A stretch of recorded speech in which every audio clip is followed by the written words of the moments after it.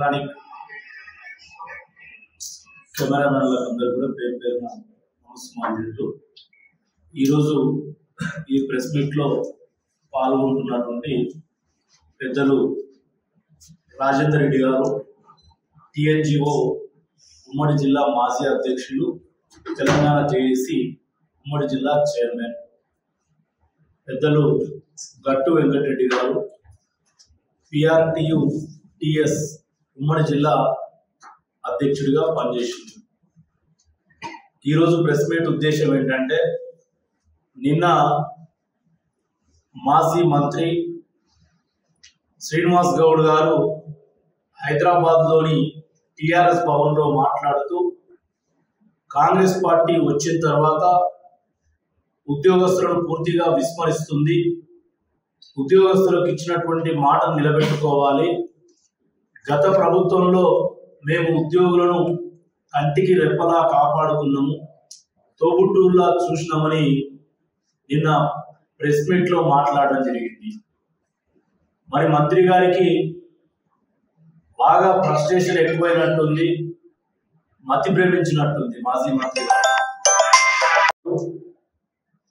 2014లో ఉద్యోగ సంఘాల నాయకుడిని, నాకు టికెట్ ఇవ్వాలని కేసీఆర్ గారి దగ్గర టికెట్ తెచ్చుకుంటూ 2019లో మళ్ళీ ఉద్యోగ సంఘాల నాయకుడిని, నా ఎంబడ మొత్తం రాష్ట్రంలోని ఉద్యోగ పెన్షనర్ ఉన్నారని మంత్రి పదవి తెచ్చుకుంటూ, మరి 10 ఏళ్ళని టిఆర్ఎస్ పాలనలో ఉద్యోగస్తులకు, ఉపాధ్యాయులకు చేసింది ఏంది, చర్చకు వస్తావా అని మేము ఇలా సవాల్ విసురుతా ఉన్నాం స్థానిక మాజీ మంత్రికి.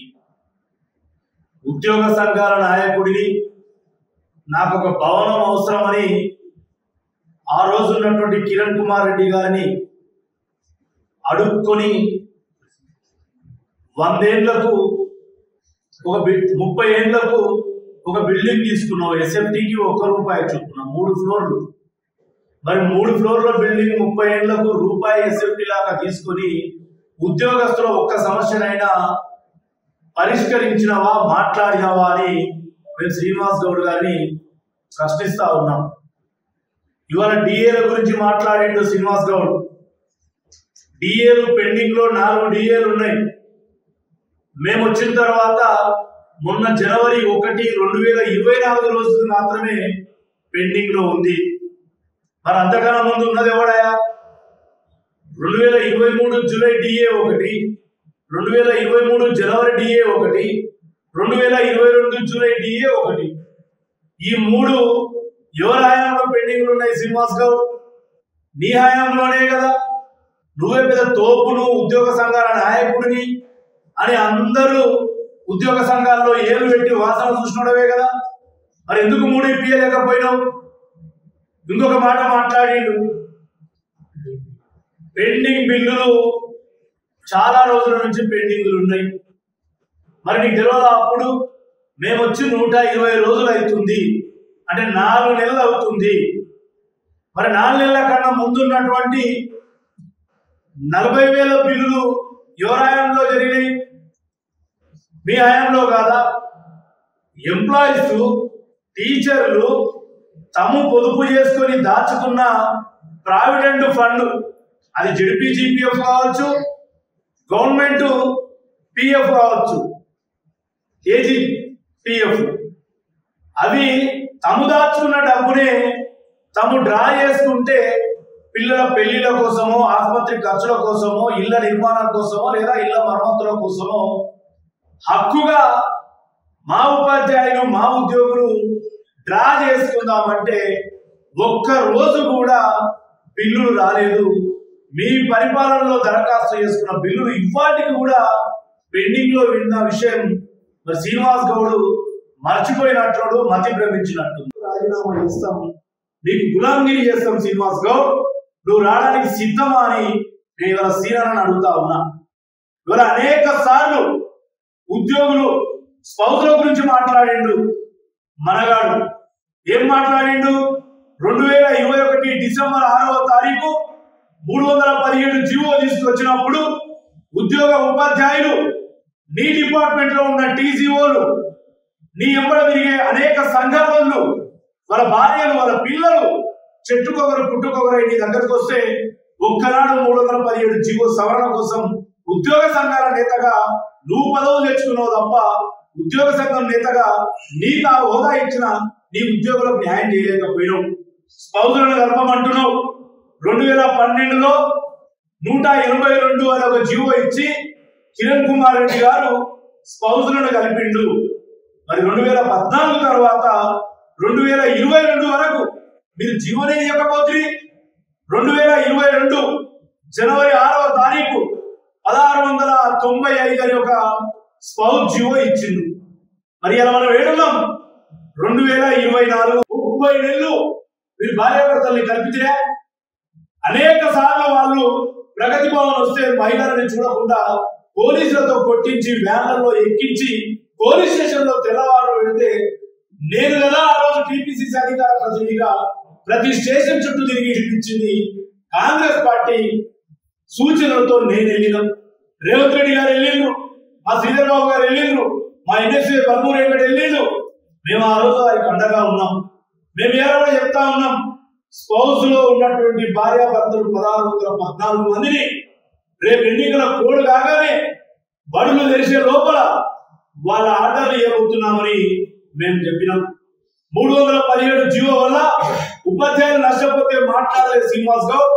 మేము ప్రభుత్వం ఏర్పడిన 100 రోజుల్లో ఆ 317 జీవో బాధితులకు న్యాయం చేయాలి, ఎవరెవరు అన్యాయం అయినరు వాళ్ళందరికీ న్యాయం చేయాలని దామోదరం రాయలక్ష్మ మాజీ ఉప ముఖ్యమంత్రి, మాజీ విద్యాశాఖ మంత్రి వారు, దుద్దిల్ల శ్రీధర్ బాబు మాజీ విద్యాశాఖ మంత్రి, ప్రస్తుత మంత్రి, పొన్నం ప్రభాకర్ గారు విద్యార్థి దశ నుంచి ఉద్యమ నాయకుడు, వీళ్ళ ముగ్గురిని ఒక సబ్ కమిటీగా ఏర్పాటు చేసి ఉద్యోగ ఉపాధ్యాయ సంఘాలను పిలిపించి వాళ్ళ ద్వారా 317 ఎట్లా న్యాయం జరుగుతుందో వివరాలు తీసుకున్నటువంటి ప్రభుత్వం మాది.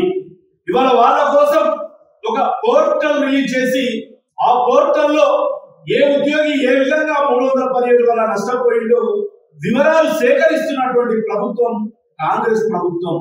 మరి ఇలాంటి ప్రభుత్వం మీద మాట్లాడడానికి నీకు నోరెట్లొచ్చిందని శ్రీనివాస్ గౌడ్ నేను మాట్లాడుతా ఉన్నా.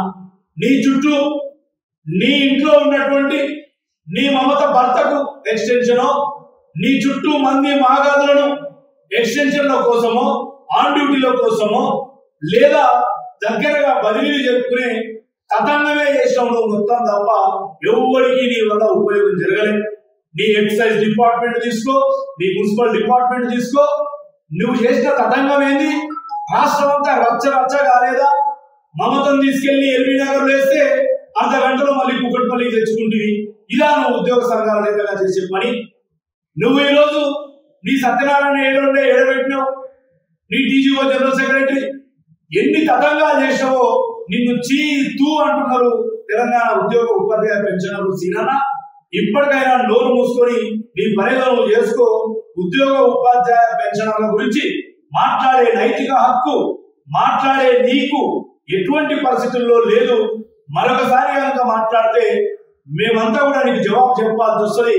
ఇప్పటికి కూడా ఫైనల్ నేను చెప్తా ఉన్నా, మేము ముగ్గురము sub treasury Mahabubnagar office లో కూర్చుంటాం. నువ్వు ఎప్పుడు వస్తావరా? ఈ జిల్లానే ఉదాహరణ తీసుకుని ఎన్ని బిల్లులు పెండింగ్ లో నీ హాయంలో ఉన్నాయి, ఎన్ని బిల్లులు పెండింగ్ లో మా హాయంలో ఉన్నాయి ప్రజలకు తెలియజేయడానికి మేమెప్పుడు కూడా సిద్ధమని ఈ సందర్భంగా శ్రీనివాస్ గౌడ్ కు సవాల్ ఇస్తుంటా ఉన్నా. పెట్టుకుని ఇది బియ్యం గింజలో లేదా పిల్లల చదువులతో కట్టుకుంటామంటే కూడా సప్లిమెంటరీ బిల్లులు కూడా నీ ప్రభుత్వ హయాంలో ఇప్పటిదాకా రాలేదు.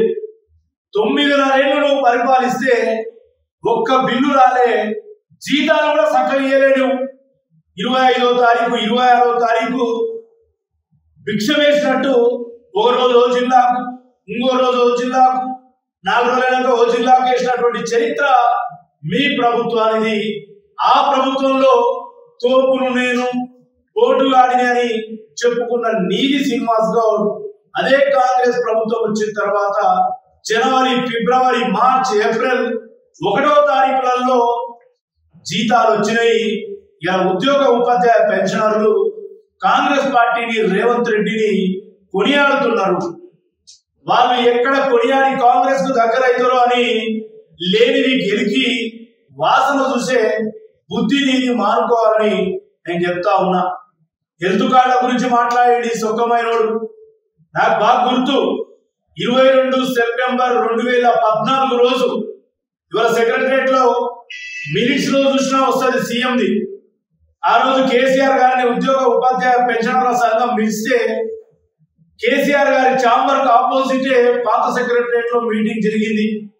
ఆ రోజు ఉద్యోగ సంఘాల్లో ఉన్నటువంటి విఠల్ గారు నేను మాకు అవకాశం వచ్చినప్పుడు సీఎం గారికి చెప్పిన మాట్లాడేటప్పుడు, సార్ గతంలో కిరణ్ కుమార్ రెడ్డి ప్రభుత్వంలో ఉద్యోగి బేసిక్ పే నుంచి కాంట్రిబ్యూషన్ ఉంటుండే, ఇప్పుడు కూడా బేసిక్ పేలో కొంత మొత్తాన్ని కాంట్రిబ్యూట్ పెడదాం, దాన్ని ఐటీలో ఎగ్జెంప్షన్ ఇప్పించడానికి రాష్ట్ర ప్రభుత్వం నుంచి కేంద్ర ఐటీ శాఖకు ఒక లెటర్ పెట్టిద్దాం, చాలా సజావుగా జరుగుతుందంటే కేసీఆర్ గారు ఇది బీమా సంస్థ కాదు ప్రభుత్వం, హర్షవర్ధన్ మొత్తం నేనే భరిస్తా, జబ్బు మీది ఆసుపత్రి మాది అని చెప్తే లేచి దానికి మద్దతు వలికిన శ్రీనివాస్ గౌడ్ ఇప్పటికీ ఫోటోలు ఉన్నాయి, మినిట్స్ ఉన్నాయి అక్కడ.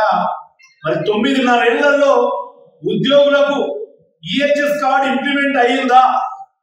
ఆసుపత్రులు ముఖం మీదనే తలుపులేసి నీకు ట్రీట్మెంట్ ఇవ్వమని చెప్తుంటే శవాలను వాపస్ తీసుకొచ్చినటువంటి ఉద్యోగ పెన్షనర్లు నీకు కనబడలేదా?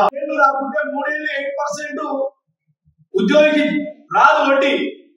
ఇట్లా వేలాది మంది ఉద్యోగులు ఉపాధ్యాయులు ఇవాళ పిఎఫ్ నిధులను డ్రా చేసుకోకుండా మీ ప్రభుత్వం గతంలో అడ్డుపడలేదా? ఒకసారి ఆలోచన చేయాలి. టిఎస్జిఎల్ఐ అని ఉంటుంది, group life insurance Telangana state, దాంట్లో దాచుకున్న డబ్బులు కూడా ఇవ్వకపోతే, జిఏఎస్ డబ్బులు ఇవ్వకపోతే, పోయిన సంవత్సరం అంటే 2021లో మీరు పిఆర్సీ ఇస్తుంది, 2018 జూలైలో ఇవ్వాల్సిన పిఆర్సీని 2021 మార్చిలో గ్రాడ్యుయేట్ ఎన్నికల్లో లబ్ధి పొందడానికి 30% ఇస్తుంది. ఇచ్చి ఏం చేస్తుంది? 22 నెలల పిఆర్సీని పూర్తి జీరో చేస్తుంది. మిగతా 18 అంటే మిగతా ఏరియర్స్ ను 18 ఇన్స్టాల్మెంట్స్ ఫిక్స్ చేసి ఇప్పటికీ 3-2 ఇన్స్టాల్మెంట్స్ వేసి చేతులు దులుపుకున్నారు. మరి సీనన్నా నీ కండ్లకు కనబడలేదా? ఇప్పటికీ రాలే పోయిన పిఆర్సీ బకాయిలు, సిపిఎస్ ఉద్యోగులకు ఇవ్వాల్సినటువంటి డిఏ బకాయిలు ఇప్పటికీ వాళ్ళ ప్రాణ అకౌంట్లలో జమ అయితలేవు. మరి దీనికి ఏం సమాధానం చెప్తావు సీనన్నా? 2018లో ఇవ్వాల్సిన పిఆర్సీ 2021లో ఇచ్చి 3 ఏళ్ల తర్వాత 22 నెలల పిఆర్సీని జీరో చేసి ఇవాళ ఏం మాట్లాడుతున్నావు?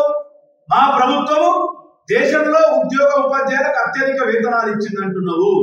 మరి 3 ఏళ్ళు నష్టపోయినాం కదా, ఆ నష్టానికి లెక్క తీస్తే మరి దేశంలో నంబర్ 1 నంబర్ 2 చర్చకులా గడియారం చౌరస్తాలో కూర్చుందామా, లేదా ఈయన నేతాజీ విగ్రహం దగ్గర కూర్చుందామా, లేదా సబ్ ట్రెజరీ ఆఫీస్ లో కూర్చుందామా?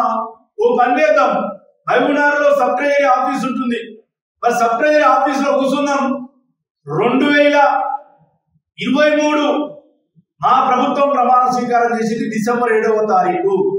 7వ తారీఖు వరకు ఎన్ని మందివి, అది ఉద్యోగులు కానీ ఉపాధ్యాయులు కానీ పెన్షనర్ల మెడికల్ రియంబర్స్మెంట్ బిల్లులు కానీ జిఏఎస్లు కానీ టిఎస్జిఎల్ఐ కానీ సరెండర్ బిల్లులు కానీ డిసెంబర్ 7, 2023 వరకు ఎన్ని పెండింగ్ లో ఉన్నాయి? డిసెంబర్ 8, 2023 నుంచి ఈ రోజు వరకు ఎన్ని పెండింగ్లు ఉన్నాయి? మరి ఈ కుబేర్ల ట్రెజరీ ఆఫీస్ లో కూర్చుందాం. నేను, మా రాజేందర్ రెడ్డి గారు, మా వెంకటరెడ్డి గారు ముగ్గురం వస్తాము, మేము రుజువు చేస్తాం, చర్చకు వస్తావా అని మహబూబ్ నగర్ జిల్లా ఉద్యోగ ఉపాధ్యాయ పెన్షనర్ల తరఫున మేము శ్రీనివాస్ గౌడ్ గారిని ఛాలెంజ్ చేస్తా ఉన్నాం. పట్టించుకోని విషయం నువ్వు మర్చిపోయినావా? ఆ రోజు ఏం నరికినావు?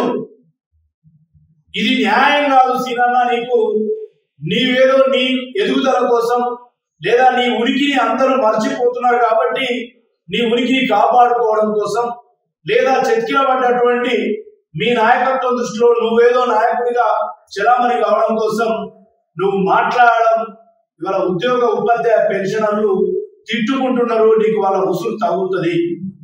కోవిడ్ సమయంలో సగం జీతాలు వేస్తే చప్పట్లు కొట్టినోడు నువ్వు. డిఏ రాపితే అవును డిఏ రాపుతారు, రాష్ట్రం దగ్గర డబ్బులు లేవని చెప్పినోడు నువ్వు. ఈరోజు మా చేతికి పగ్గాలు వచ్చి 120 రోజులు అయినాయి. స్వయంగా నేనే ఒక 40 నుంచి 50 సప్లిమెంటరీ బిల్లులు సెక్రటరియట్ లో ఉన్నటువంటి రామకృష్ణారావు, రాయి రవి అని అడిషనల్ ఫైనాన్స్ సెక్రటరీ దగ్గర కూర్చొని నేను బిల్లులు కొట్టించిన ఉపాధ్యాయ పెన్షనర్లవి. నా మాదిరిగా చాలా మంది లీడర్లు వచ్చి రామకృష్ణారావును కలిసి, భట్టి విక్రమార్క గారిని కలిసి ఎమర్జెన్సీ ఇంపార్టెంట్ ఉన్న బిల్లులను కూడా కొట్టిస్తున్నాం. మేము మీ మాదిరిగా ఎవరికి అవకాశం ఇవ్వకుండా కాదు. నేను ఒకటే చెప్తా ఉన్నా, మీరు ఈ కుబేరని ఒక వ్యవస్థ తీసుకొచ్చిండ్రు, బిల్లులేమో పాస్ అయితే. ఒకటే ఉదాహరణ చెప్తా, జిల్లా పరిషత్ జీపీఎఫ్ లో 10 లక్షలు ఉన్నటువంటి ఒక ఉద్యోగి క్వార్టర్ ఫైనల్ దరఖాస్తు చేసుకుంటే 8 లక్షలు ఆయనకు మంజూరు అవుతుంది. మంజూరైన నాటి నుంచి మంజూరై సబ్ ట్రెజరీ ఆఫీస్ పోతుంది. సబ్ ట్రెజరీ ఆఫీసోడు ఈ కుబేర్కు పంపిస్తాడు. ఇక అయిపోయి ఈ కుబేర్లా ఏడాదిలు 2 ఏళ్ళు 3 ఏళ్ళు ఖర్చు కూడా ఉన్నవి. ఉద్యోగ సంఘాల పేరు చెప్పుకొని తాను బాగుపడ్డే కానీ ఉద్యోగ సంఘాలలో పనిచేసే వాళ్ళకి కానీ, ఉద్యోగస్తులకు కానీ, పెన్షనర్లకు కానీ, గెజిట్ ఆఫీసర్స్ కానీ ఏ ఒక్కరి మేలు గురించి ఆలోచించిన దాఖలా కూడా లేదు. ఇంతకుముందు హర్ష చెప్పినట్లు ఈ టిఆర్ఎస్ ప్రభుత్వంలో ట్రెజరీలో బిల్లులు పాస్ అయిన తర్వాత గతంలో మాకు డైరెక్ట్ నేరుగా డబ్బులు వచ్చే ఉద్యోగస్తులు, దానికి ఒక ఈ కుబేర్ అనేటువంటి ఒక వ్యవస్థను ఏర్పాటు చేసి ఈ కరప్షన్ సెంట్రలైజ్ చేస్తారు. ట్రెజరీలో వాస్తవం అందరికీ తెలిసినది, దాచుకున్న దాని సత్యం ఎవడో 10వ 12వ తీసుకొని పాస్ చేసేస్తుంది. అటువంటిది ఈ క్యూబేర్ అని పెట్టి మొత్తం బిల్లులన్నీ అక్యుములేట్ చేసిన తర్వాత ఎస్టీఓ లెవెల్లో, డిటిఓ లెవెల్లో పాస్ అయ్యే బిల్లులన్నింటినీ కూడా తీసుకుపోయి ఎక్కడ నీకు ఎవరికైనా అవసరం ఉంది, ఎమర్జెన్సీ ఉందంటే సెక్రటేరియట్ పోవాలి, పర్సెంటేజ్ మాట్లాడుకోవాలి. ఆ పర్సెంటేజ్ ఇచ్చిన బిల్లులు మాత్రమే పాస్ చేసేటటువంటి వ్యవస్థను రూపకల్పన చేసినటువంటి ప్రభుత్వం ఇది. ఇలా పెండింగ్ బిల్లులు ఉన్నమాట వాస్తవమే, నేను కూడా ఒప్పుకుంటున్నాను. కాకపోతే మీలాగా 4%, 5% ఉద్యోగస్తుల నుంచి, పెన్షనర్స్ నుంచి పర్సెంటేజ్లు తీసుకొని పాస్ చేసేటటువంటి వ్యవస్థకు మేము చిల్లుచీటి పలికినం. ఇలా ఆర్డర్లో మీ ప్రభుత్వ హయాంలో ఉన్నటువంటి పెండింగ్ బిల్లులను కూడా ఇలా ఒక సీనియారిటీ బేస్ చేసుకొని బిల్లులు పాస్ అవుతా ఉన్నాయి. కాకపోతే మీరు సంవత్సరాల తరబడి అక్యుములేట్ చేసినటువంటి బిల్లుల్ని నెలలలో కూడా క్లియర్ చేయడం అనేది కాని పని. కానీ మీరు వ్యవస్థల్ని, అంటే బిల్లులో ఒకటే కాదు, మొత్తం వ్యవస్థల్ని నిర్వీర్యం చేసి పారేశారు. మా ప్రభుత్వం వచ్చిన తర్వాత మళ్ళీ ఆ వ్యవస్థలను పునరుజ్జీవింపజేసేటటువంటి కార్యక్రమాన్ని ఇలా ముఖ్యమంత్రి గారు తీసుకున్నారు. మీరు ఉద్యోగస్తుల్ని ఒక కార్యకర్తల్లాగా, పార్టీ కార్యకర్తల్లాగా వాడుకున్నటువంటి చరిత్ర మీద. మహబూబ్ నగర్ లో టిఆర్ఎస్ పార్టీ కార్యకర్తలు ఇక్కడ ఉన్నటువంటి ఉద్యోగ సంఘ నాయకులు, ఉపాధ్యాయ సంఘ నాయకులను చూసి చీదరించుకుంటున్నారు. ఎందుకంటే కార్యకర్తలు వాళ్ళ మేమా సాగినటువంటి అంత నీచ స్థితికి ఉద్యోగ సంఘాలను తీసుకొచ్చినటువంటి చరిత్ర మీద. ఇవాళ మేము ఎక్కడ కూడా ఉద్యోగస్తులను కానీ, ఉపాధ్యాయులను కానీ ఎవరిని కూడా మేము రాజకీయాల్లో ఇన్వాల్వ్ చేయడం లేదు. ఎక్సెప్ట్ పెన్షనర్స్ అంటే వాళ్ళు ఫ్రీ బర్డ్స్. మేము కూడా పెన్షనర్, మేము ఫ్రీ బర్డ్స్, మేము పార్టిసిపేట్ అవుతాం. కాకపోతే మీరు ఉద్యోగస్తులను, ఉద్యోగ సంఘాలను నీచ స్థితికి దిగజార్చినటువంటి చరిత్ర మీద. ఈవెన్ డిపార్ట్మెంట్స్, ఆల్ డిపార్ట్మెంట్స్ కూడా మొత్తం నిర్వీర్యం చేసి పారేసింది వ్యవస్థని. ఇవాళ మా ఎమ్మెల్యేలు కానీ, మా మంత్రులు కానీ ఎక్కడ పడితే అక్కడ ఇన్వాల్వ్ కావడం లేదు. ఉన్నతాధికారులకు ఒక ఫ్రీ హ్యాండ్ ఇచ్చిన మేము ఇవాళ. వాళ్ళు ఏదైతే జెన్యూన్ అనిపిస్తే వాళ్ళు చేస్తున్నారు. కానీ ప్రతి చోట మేము ఇన్వాల్వ్ అయ్యి మా అవసరాలకు తగ్గట్టు మా వ్యక్తులకే పనులు చేసి పెట్టే రకంగా మేము ప్రోత్సహించడం లేదు. కాబట్టి ఖచ్చితంగా మేము వ్యవస్థలను పునరుజ్జీవింపజేస్తా ఉన్నాం. మీరు ప్రతి నెల 30 రోజులు కష్టపడి పనిచేసినటువంటి ఉద్యోగస్తులకు మొదటి తేదీన జీతం ఇచ్చేటటువంటి చరిత్ర లేదు మీకు. దాన్ని తీసుకుపోయి 10 తారీఖు తీసుకపోతే, 15 తారీఖు తీసుకపోతే, 20 తారీఖు, 25వ తేదీ తీసుకపోతే, దాన్ని మళ్ళీ 3 నెలల కాలం లోపలనే మేము మళ్ళీ మొదటి తేదీన పెన్షనర్లు కానీ, ఉద్యోగస్తులు కానీ, ఉపాధ్యాయులు కానీ